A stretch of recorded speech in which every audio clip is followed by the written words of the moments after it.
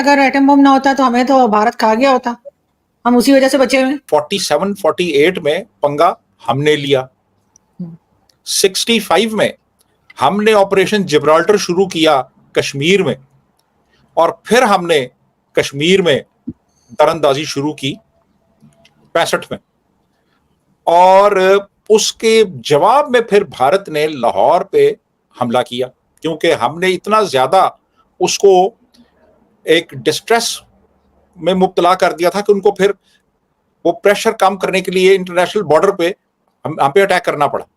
71 میں ہم نے 4 اور 5 تاریخ کی رات کو انڈیا پہ ہم نے اٹیک کیا, ٹھیک ہے جی. کارگل ہم نے کیا, ممبئی جو ہے وہ ہم نے کیا, پٹھان کوٹ ہم نے کیا, ایئر انڈیا کا جو جہاز اغوا ہو کے قندھار پہنچا وہ ہم نے کیا, حافظ سعید کو اور وہ جو مسعود اظہر محمد کا تھا مسعود اظہر, ان کو ہم نے تیار کیا اور ہم نے ان سے دہشت گردی کروائی, ٹھیک ہے. یہ سب کچھ تو ہم کرتے رہے نا, یہ تو ہم نے کیا. تو بھارت کے لیے تو پرابلمز ہم نے کریٹ کی, یہ سب کچھ تو ہم نے کیا. تو خطرہ ہمیں کس سے ہے بھائی, کس سے خطرہ ہے ہمیں؟ مجھے آپ بتائیں نا, ایٹم بم ہم نے چلانا کہاں پہ ہے؟ بالکل. اور چلانے دے گا کون ہمیں؟ اس وقت جو حالات ہیں دنیا کے, اگر آپ نے ایٹم بم استعمال کرنے کا سوچا بھی تو جو عالمی طاقتیں ہیں نا وہ آپ کا ٹھیک ٹھاک بندوبست کر دیں گی. آپ نے اگر سوچا بھی کہ آپ نے ایٹم بم استعمال کرنا ہے, یہ مذاق ہے ایٹم بم کا استعمال. ایٹم بم جو ہے وہ کسی ایک ملک کو تباہ نہیں کرتے, ایٹم بم کسی ایک قوم کو تباہ نہیں کرتے, وہ خطے کو تباہ کرتے ہیں, وہ آپ کے پورے کلائمیٹ کو آلودہ کر دیتے ہیں, آپ کی پورے ایکو سسٹم کو تباہ کر دیتے ہیں. ایٹم بم جو ہے وہ آپ کے دریاؤں کو وہ زہریلا کر دیتے ہیں, ریڈیو ایکٹیویٹی جو ہے وہ پورے خطے میں پھیلتی ہے. بالکل ایسا ہی ہے, لیکن سر دوسری کوئی کنٹری اتنا ایٹم بم کی دھمکیاں نہیں دیتی جتنی پاکستان کی طرف سے جاتی ہے. دیکھیں نا, ہمارے پاس ایٹم بم ہے, پاؤ کے بم ہے, پتہ نہیں کیا کچھ ہم بولتے ہیں, جیسا آپ نے ابھی لسٹ گنائی سے کہیں لمبی لسٹ ہے جو ہم نے بھارت میں جا کے گڑبڑ کی, لیکن ہم ماننے کو تیار نہیں ہیں. ہم کہتے ہیں نہیں ہم نے تو کچھ نہیں کیا, اور اگر کوئی بات کرے تو کہہ دیتے ہیں لو جی یہ تو پاکستان کے خلاف بات کر رہے ہیں. اجمل قصاب کا تو مان گئے نا, ہم نہیں کیا تھا. کارگل کا بھی پھر مان اس گئے کا نا, تو گھر تک دکھا دیا تھا حامد میر صاحب نے, اور پھر انہوں نے کہا نہیں.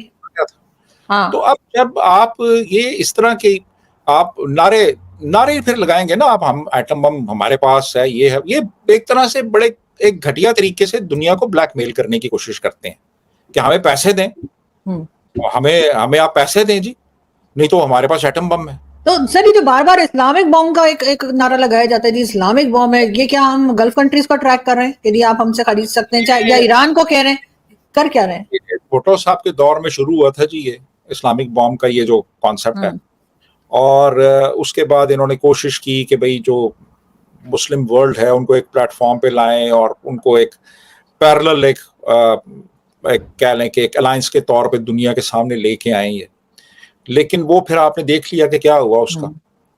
تو باقی یہ ہے کہ اب نہ عرب کنٹریز بائی کرتی ہیں اس کانسیپٹ کو, اسلامک بام کو, نہ کسی کو ضرورت ہے اس وقت بام کی. آپ نے ایک بام بنا لیا تھا, آپ نے وہ رکھا ہوا ہے, اور آپ کبھی کبھی وہ نعرے مار دیتے ہیں جی کہ ہمارے پاس یہ بم ہے, لیکن دوسری طرف اس بم کے نتیجے میں آپ نے پوری اپنی اکانومی کو تباہ کر لیا ہے. یعنی جتنا پیسہ آپ نے اس نیوکلیئر پروگرام پہ خرچ کیا وہی اگر عوام پہ خرچ کیا ہوتا تو ملک آج کہیں زیادہ مضبوط ہوتا. ملک کی تو چولیں ہل گئی ہیں. ابھی بجٹ آنے والا ہے, حکومت کو سمجھ نہیں آ رہی کہ بجٹ بنائیں کیسے, پیسہ کہاں سے لائیں. تو میں تو سمجھتا ہوں کہ یہ آج ہمیں یوم تکبیر نہیں منانا چاہیے, ہمیں یوم ندامت منانا چاہیے کہ ہم کہاں یہ پیسہ ضائع کرتے رہے ہیں. ہم یہ پیسہ پروڈکٹیولی بھی استعمال کر سکتے تھے جس کو ہم نے برباد کر دیا. جی آرزو. لیکن سر ایک امپریشن یہ بھی ہے کہ اتنی حفاظت پاکستان کی شاید ایٹم بم نہیں کرتا جتنی ایٹم بم کی پاکستان کو کرنی پڑ جاتی ہے. کبھی لگتا ہے یہ لے جائے گا, کبھی لگتا ہے وہ لے جائے گا, کبھی امریکہ لے جائے گا, کبھی چائنا لے جائے گا, کبھی گلف کنٹریز میں سے کوئی لے جائے گا. یہ ہر وقت یہ جو ڈر خوف رہتا ہے. اور دوسرا ڈاکٹر قدیر خان جو کہ سائنٹسٹ رہے پاکستان میں, ان کا بھی جو حشر کیا گیا, ان کو جس طرح سے ہاؤس اریسٹ وہ رہے ساری زندگی, ان کے اوپر کئی طرح کے ایلیگیشنز بھی لگی, چوری کا الزام بھی لگا, بیچنے کا الزام بھی لگا.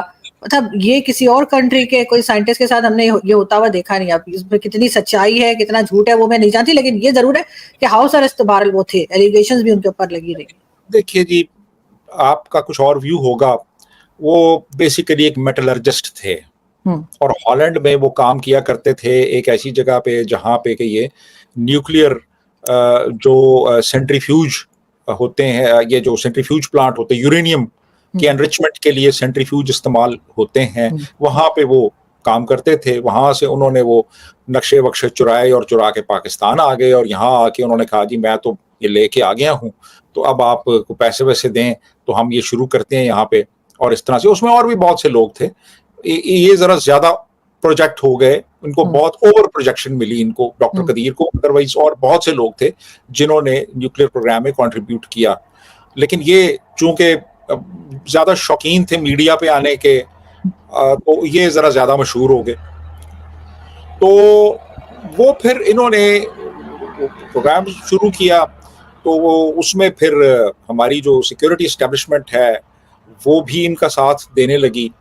پھر انہوں نے جب دیکھا کہ یار اس کے ذریعے تو بہت پیسہ بھی بنایا جا سکتا ہے, تو پھر بہت سے لوگ جو ان کے ساتھ شامل تھے وہ بھی اس میں انہوں نے حصہ لینا شروع کر دیا. اور انہوں نے مختلف ملکوں کو, جس میں نارتھ کوریا ہے, ایران ہے, لیبیا بھی تھا, جن کو انہوں نے کچھ چیزیں فروخت کیں.